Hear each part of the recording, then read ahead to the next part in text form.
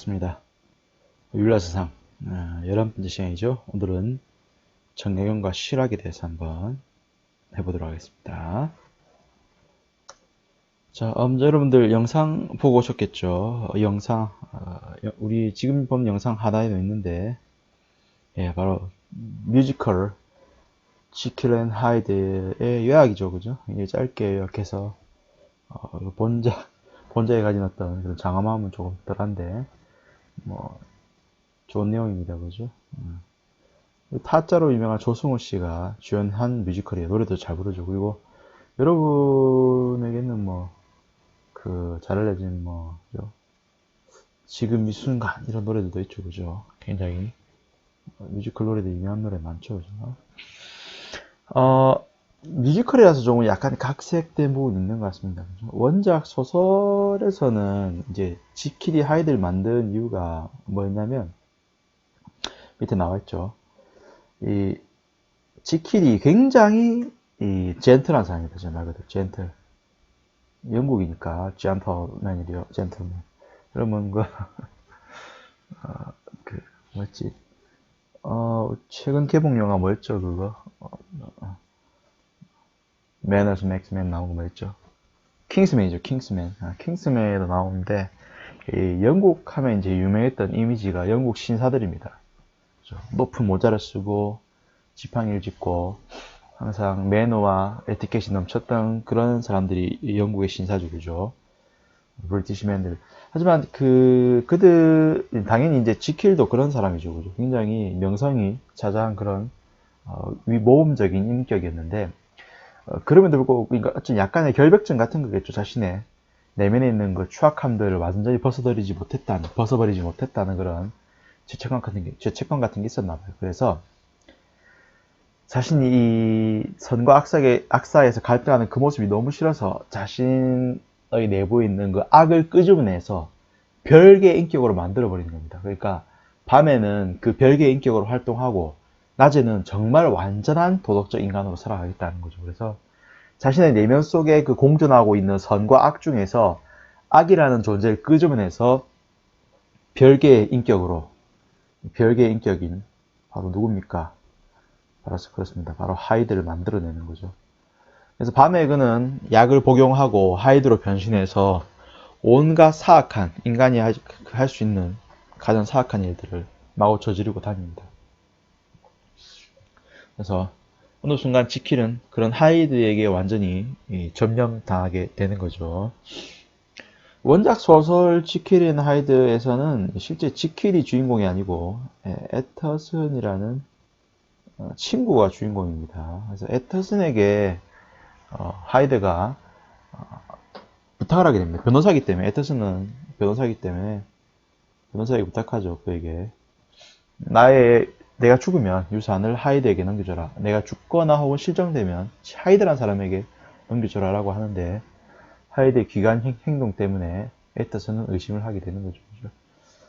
책에 대한 소개는 여러분 읽어보길 바랍니다. 그래서 자세한 설명은 안 하겠지만 결국 완벽한 젠틀맨이 되고자 했던 지킬은 잔인한 아주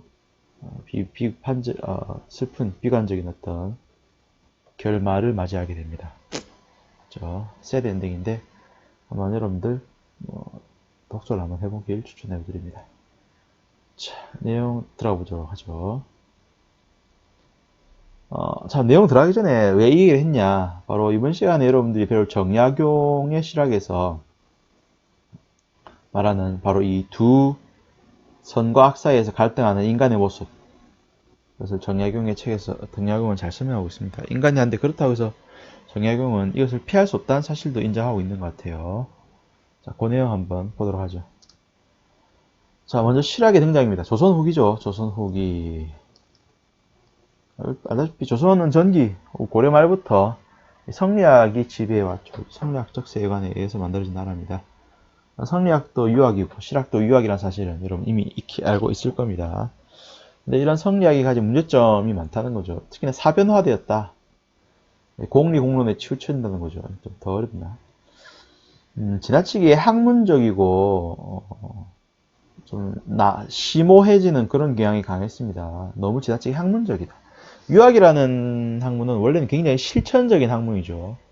원래 우주론적인 내용보다는 뭐 인성적이거나 실천적이거나 혹은 정치적인 내용이 강했고, 뭐 눈에 보이지 않는 것들, 뭐 현상이 이면에 존재하는 뭐 자연적 질서에 대한 내용은 굉장히 약했습니다, 원래는. 근데 이제 이 주의가 성리학을 만들면서부터 유학에 그런 내용들이 가미되면서 오히려 방향성은 글로 정해지게 되죠. 굳이 우리가 솔직히 도덕적 인간이 되기 위해서 혹은 바른 삶을 살기 위해서 필요한 것들을 알기보다는 그냥 학문을 위한 학문으로서 머무르게 되는 모습이 나타납니다. 학문을 위한 학문으로서. 그래서 그들만의 리그가 시작되는 거죠.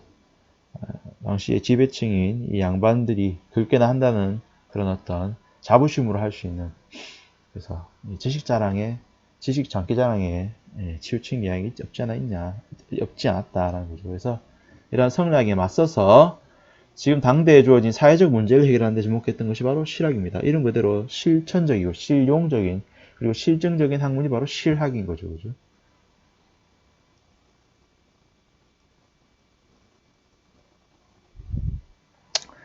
자, 대표적인 학파로는 크게 세 가지 학파가 있는데 경세치용학파, 이용후생학파, 실사구시학파가 있습니다.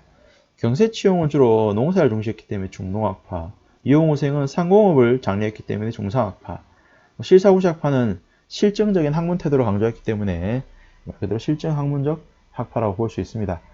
이 세 학파에 대한 설명은 역사 시간에도 배울 수 있고 여러 자잘한 인터넷 자료도 많으니까 한번 찾아보도록 하고 일단은 가볍게 넘어가도록 합시다. 자, 오늘의 메인 주제인 정약용의 실학세상이죠. 먼저 정약용은 성리학의 본성론을 고부합니다. 본성론의 특징, 책에서는 이법적이라고 설명하고 있는데 이법적인 것이 뭔지에 대한 설명은 또 책에 없습니다. 책의 설명이 부실하죠, 그죠? 이 부분 만든 사람은 되게 귀찮았나 봐. 이법적이라는 말이 리자는 이치 리자, 우리 앞에 또 이기론이고 법은 법칙이죠, 법칙. 법칙이라는 말 자체가 굉장히 결정론적인 특징이 강합니다. 그래서 쉽게 얘기해서 본성은 처음부터 리니까 본성 자체는 무조건 선하다고 보는 거죠. 네. 이게 결정론적이라는 거죠. 결정되어 있다는 겁니다. 쉽게 얘기해서 인간의 본성은 결정되어 있다. 뭐냐? 선한 쪽입니다. 우리의 본성은 왜냐? 우리의 본성 속에 리가 내재해 있기 때문에. 우리 알다시피 성리학은 성즉 리라고 하죠. 성즉 리 앞에 배웠습니다. 그래서 본성이 곧 이치다. 여러분 본성이 곧 이치예요. 그래서 사덕이 내재해 있고 따라서 본성에 따른다면 여러분들은 도덕적 인간이 일 수밖에 없는 거죠. 원래 도덕적 인간으로 태어났는데 안타깝게도 여러 가지 사특한 욕구, 이기적 욕망에 의해서 도덕적인 실패를 이루게 된다는 거죠. 그래서 수양의 핵심은 본성을 보존하고 이러한 본래로서의 본성을 보존하고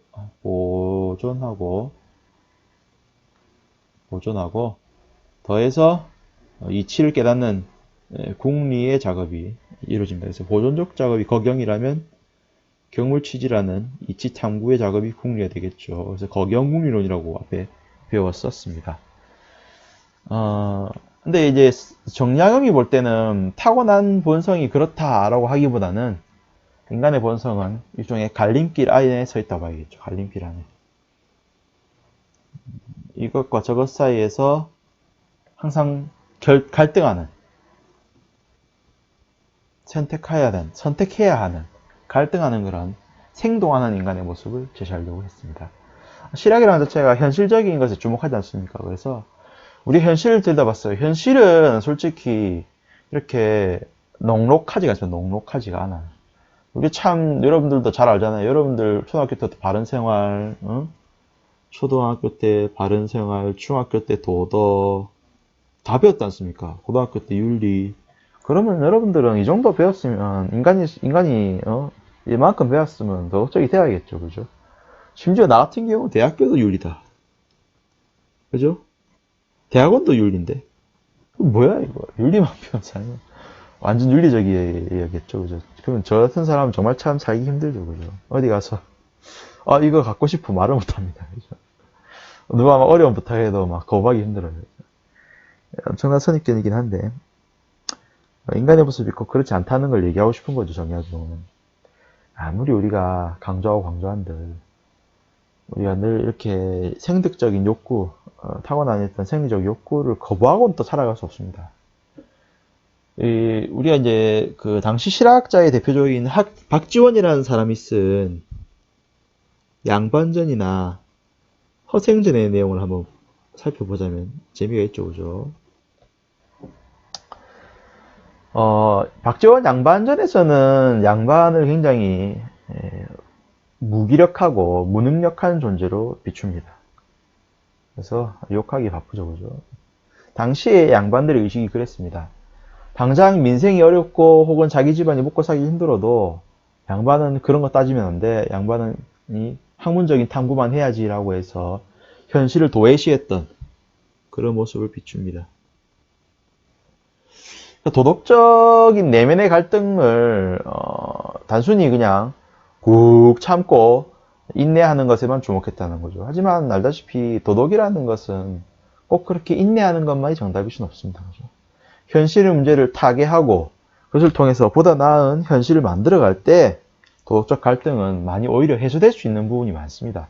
그러니까 쌀이 없고 먹을 게 없고 하면은 일단 먼저 먹을 걸 구하도록 궁리하고 다만 먹을 걸 구하는 과정에서 보다 도덕적인 방법을 구현해야 될 텐데 쌀이 없고 먹을 게 없어도 그거는 신경 쓸 것이 아니다.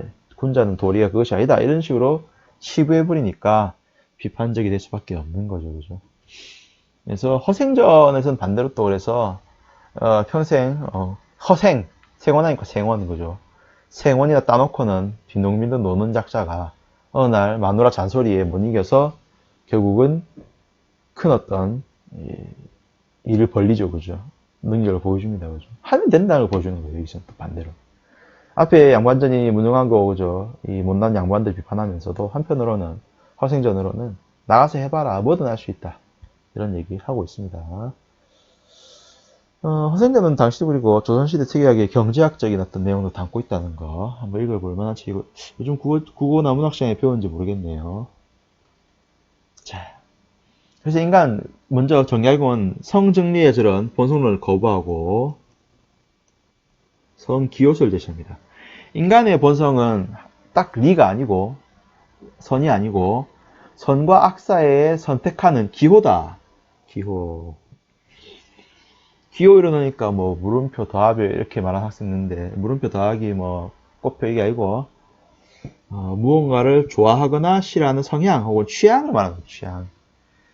우리가 알다시피 이제 기호식품이라는 표현도 쓰는데 그 기호입니다. 기호식품.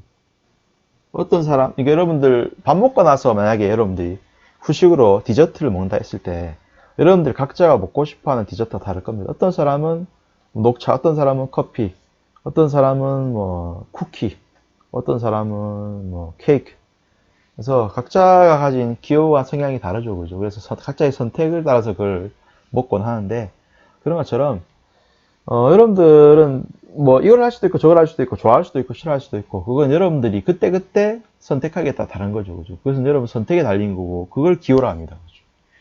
그래서 정약용이 얘기하는 건 뭐냐면 우리는 뭔가 선택하는 어떤 그런 것에 따라 달라질 수 있다. 충분히 그때그때 다른 어떤 인성을 가지고 있다는 거죠. 그래서 본성에 보면 크게 두 가지의 기호가 있는데 무언가를 좋아하거나 싫어하는 겁니다.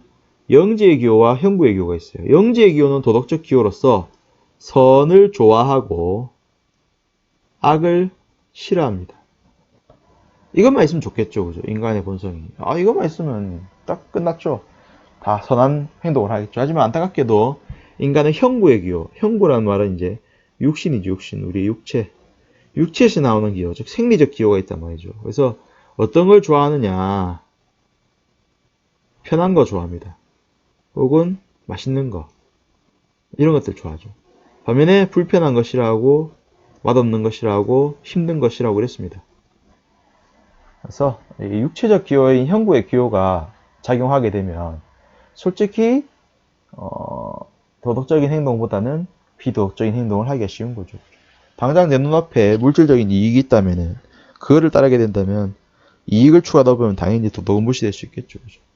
그래서 이익을 좋아하고 편의를 좋아하는 이 형부의 기호와 도덕적인 기호, 서덕적인 선을 추구하는 영지의 기호 간에는 갈등이 있다는 거예요. 이 둘 사이에 무언가를 선택해야 하는 것이 인간의 본성이라는 거죠. 그죠? 자, 방금 얘기했죠. 영지의 기호와 형부의 기호 사이에서 갈등하는 것이 인간의 모습이다. 그럼 어떻게 도덕은 가능하겠습니까? 당연히 갈등을 극복하고 영지의 기호를 선택할 때 가능하겠죠. 영지의 기호를 선택할 때 이제 선을 추가할 때 가능하겠습니다. 그래서 여러분들은 항상 이 둘 사이에서 영지의 기호의 편을 들어야 된다는 거죠. 다만 영지의 편을 들든 형구의 기호를 들든 그것은 어디까지나 여러분에게 달려있는 일이니까 여러분의 일종의 권한이 있다 봐야겠죠. 적어도 자신 스스로의 인격과 행동에 있어서는 철저하게 자신이 주인된 권리, 즉 자주직권을 지니고 있다고 보고 있습니다. 그래서 여러분들은 뭐 영지의 기호를 따를 때도 있고 영지의 기호가 필요 없을 때도 있죠. 솔직한말로 완전히 그것이 상관없는 때도 있습니다. 안 그렇습니까? 여러분 배가 돌리는데 늘 이렇게 나는 좋은 일만 시킬 겁니까? 아니죠. 여러분도 치킨 먹어야 될 거 아닙니까? 그죠? 이겨야겠죠. 배가 할 때 지면 싫잖아요. 아, 배가 안 하나? 뭐 하노, 그러면? 오버워치, 롤, 참 치킨? 좋습니다. 그죠? 예. 자, 그리고 나아가서 덕이라는 것도 만들어지는 것이라고 합니다. 형성되어지는 것이다. 이 성리학에서는 본성에 이미 사덕이 내재해 있다고 보고 있습니다. 본성에 사덕이 내재해 있다. 그래서 하겠듯이 성, 즉, 리. 본성이 곧 이치잖아요. 이치의 내용이 뭐냐면 사덕인 거죠. 인의 예지가 이미 내재해 있다고 보는 것이 성리학입니다. 한데, 이 정약용은 이 모든 걸 거부하는 거죠. 그죠? 본성은 단순히 기호에 불과하고, 덕이라는 것은 본성에 내재해 있는 것이 아니죠. 오히려, 이런 기호를 바탕으로 이것을 실천에 옮길 때 오히려 덕은 실현되는 것이다. 덕은 완성되는 것이다. 라고 말합니다. 아무리 여러분 본성에 인이 있다 하더라도 그 주변에서 실천하지 않는다면 있다고 볼 수 없죠. 그죠? 그렇듯이 실제 인간의 본성에는 인이 들어있는 것이 아니고 인한 행동을 할 때 인이 실현된다 볼 수 있겠죠. 어떤 행동이 인한 행동입니까? 맹자가 말했던 측은지심에 의한 행동이겠죠. 측은지심을 실천할 때 그것은 인이 형성되는 것이고 마찬가지입니다. 측은, 수호, 사양, 시비의 이 네 가지 감정들 우리의 기호에 의해서 나타나는 이 감정들을 단순히 느끼는 것이 아니고 행위로서 실천해 보일 때 사람들은 그를 보고 인이 있다, 의가 있다, 얘가 있다, 지가 있다라고 말하겠죠. 그죠? 그렇듯 인의예지는 본성에 내재하는 것이 아닌 행위를 통해 얻는 것이다. 이것이 정약용의 이게 좀 어려운 말로 단시설이에요. 단시설. 쓰나 모르겠지만 단시설이랍니다.